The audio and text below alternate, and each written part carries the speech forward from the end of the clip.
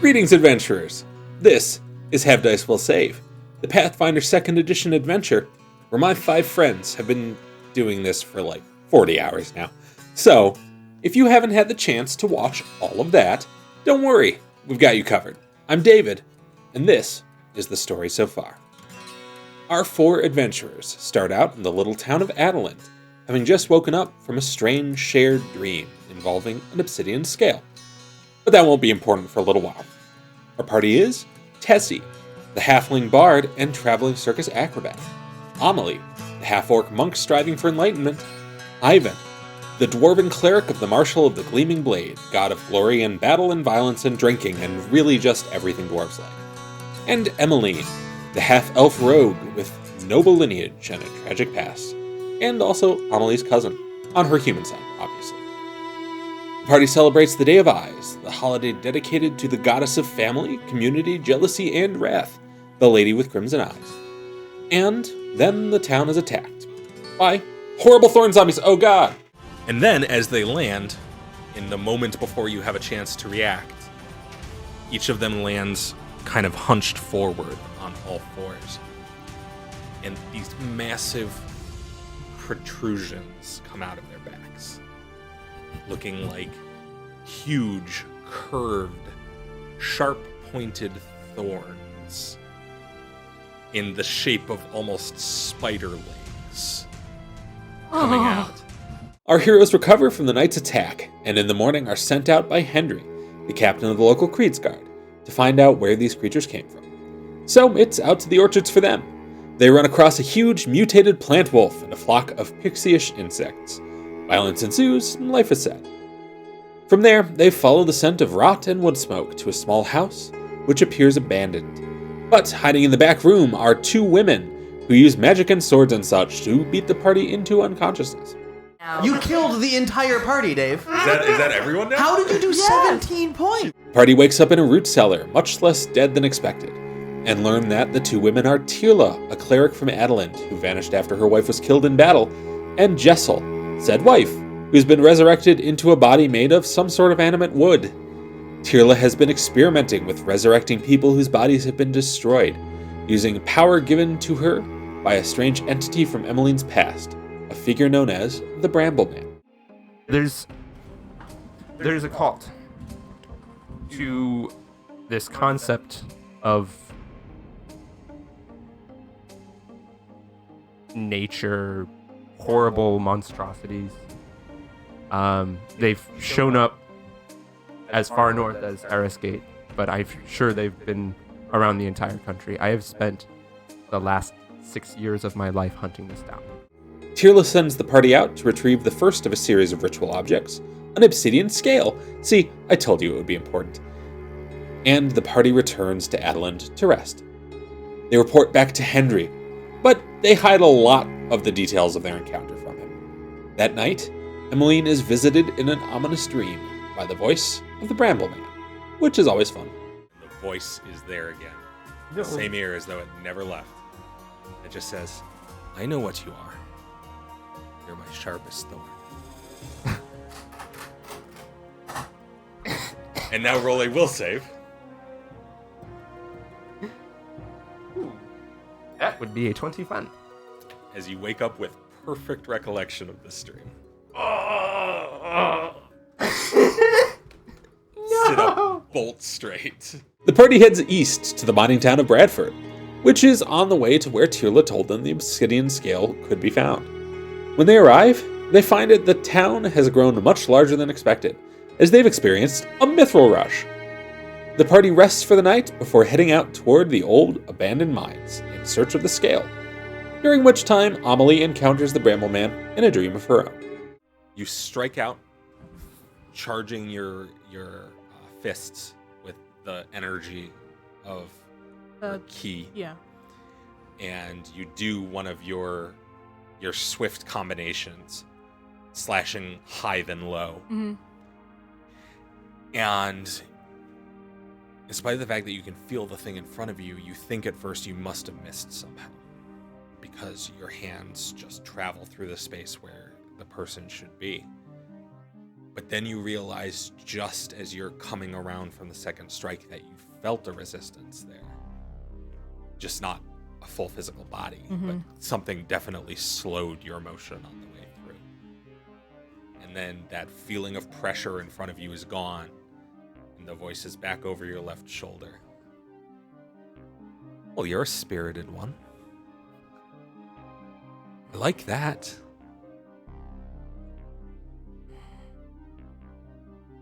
But what are you looking for? After setting out into the hills, they encounter a raiding party of goblins, which they defeat handily. The adventurers run across a hastily abandoned campsite, where they find a small goblin trapped in a cage. This, it turns out, is a sorcerer named Scree, who, along with her pygmy proto-dragon familiar Sparks, was captured by goblins from an enemy clan. I am confused. If you have fire and a dragon, how did you get captured? They caught me off guard. I thought dragons were mostly extinct eons ago. It's a baby. But How did you get a baby dragon? Mother of I dragons. found it. As one does. As one does. Good.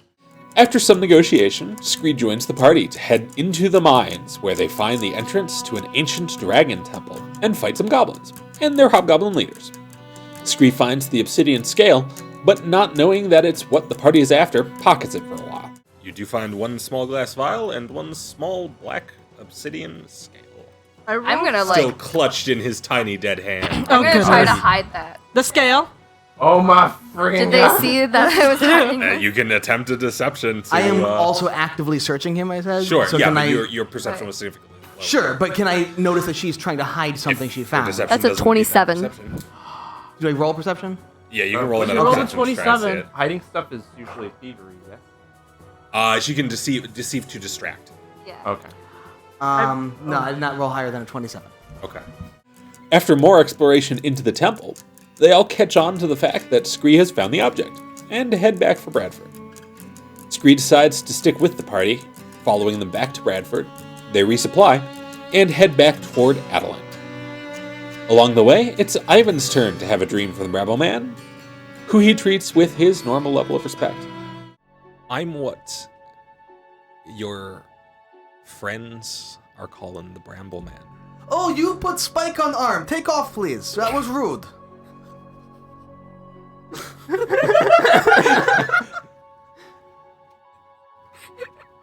Well, then we wouldn't be able to have these lovely conversations. Ah, he's also rude. I was sleeping.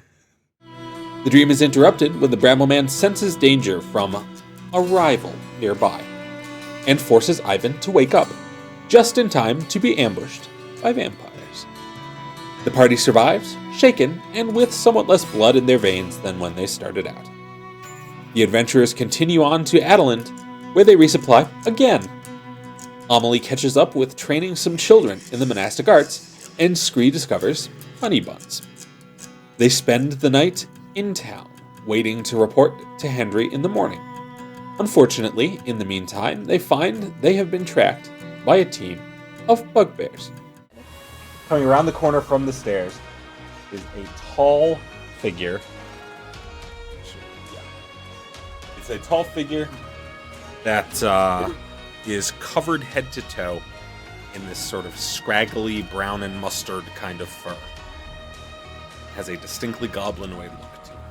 And is carrying this big blackened steel axe. They defeat the bugbears, but Emmeline comes close to death. After the battle, they learn the bugbears were sent by a hobgoblin general, who was upset that the party killed his troops, which seems understandable. After waking up the next day, the party report to Henry, this time telling him quite a lot more than they had before. He is, of course, concerned about strange beings claiming to be gods, and sends them westward to talk to the commander of the Kriegsguard in the city of Marshall Stan. They catch a boat ride there, meet up with Tessie's family, the Starstride Fair, and spend a bit of time enjoying the comforts of a proper city, like bathhouses. Also, Scree hires a companion. You know, the talk. Anyway, this has been great. I hope Ivan's having a great time talking to his companion. everything's wonderful here in the city. Yes, it's real nice here. Yes. Do you like your job talking to people all night? Yeah. Yeah. It's what I'm best at. Yeah. It's a real calling. Yeah. God, I'll have to try it sometime. I can just take a load off, get stuff off my chest. It's wonderful. It usually involves that, yeah. Amelie meets up with a master of her monastic order and spends some time training with him. Meanwhile, the party reports to the High Guard, captain of all of Cadius Creed's Guard, Bastion of the Flame. He is, predictably, unamused by their story. This is a difficult situation. On the one hand, you have been conscripted by the followers of some kind of heathen creature. On the other hand, you are here reporting it. At the time we were conscripted, we had been captured, and there was very much a sense of, hey, work for me or I'll kill you, and she'd already kicked our backsides. Mm-hmm. So a part of that was going along with it so we could get away. And we also figured she's up to something maybe not great. So if there was someone who she thought was on her side, who could get closer and get information, that might be a good thing. Bastion takes the obsidian scale from the party and instructs them to remain in the area and report back when they are contacted again. In the meantime, the party picks up a job to help a tavern owner with a little rat problem. This, of course, winds up being a big little rat problem, as they go down into the sewers and find themselves amidst hundreds of rats. Thanks to some sound tactics and the liberal application of fire magic, they emerge victorious. They encounter an aged kobold who agrees to trade his little clutch's hoard of coins for all the rats they killed and a canister of hot pepper. We trade. Trade? We give you hoard. Word? Okay. Hoard for spicy. Yes. And for rats. Yes, of course. Duh. Yes. You can just go ahead and give me that second condition. And there are more rats. We just brought what we can carry. Yes, you leave rats, you leave spicy, Yeah. take hoard. Yes. Yes. I don't think Grandma will mind if we leave the pepper. Yes. Yeah. Good. Yeah. Good. No trade much. Like trade. Yeah, this is great. The tavern owner doesn't have much left uneaten to pay with, other than a few jars of pickles and a handful of coins. But that's okay, because the party stops to count the kobold hoard, and it turns out to be kind of a lot. But how much was in the sack? I'll check that when I get back to the... It's a lot. Okay, do you want to save that for next time too, or... Nope. Okay. Cool. That is approximately 149 gold, What the holy fuck? including 6 of them in platinum. Okay. The moral of the story is, go search for money in the sewers. The party settles into life in Marshall Stand, going about their business for a few days, leading up to the holy day of the god of truth, secrets, and death, that which walks in silence. This day, called the Feast of Masks, sees the party donning costumes and celebrating with the Star Strides. Let us all eat. Yes. And remember, today is about telling each other the little truths and the big secrets. What? Nothing. I'm just gonna glare at Emmeline. Yeah, just like kind of shifts uncomfortably. Tessie's grandmother tells them that the fair returns to Marshall Stand every year for a reason. There's a haunt outside the city walls where the spirits of a group of Azamar, slain during the Dragon Rebellion, rise. In the past, Tessie's father and grandmother have dealt with them, but now it's the party's turn. 4 of them seem to grow in brightness Oh, and rise up and resolve into the humanoid forms of 4 women one exceptionally tall, possibly nearing 7 feet, with this sort of long, lanky frame, dressed in what looks like a tattered gown that is clearly would have been finery before it was tattered.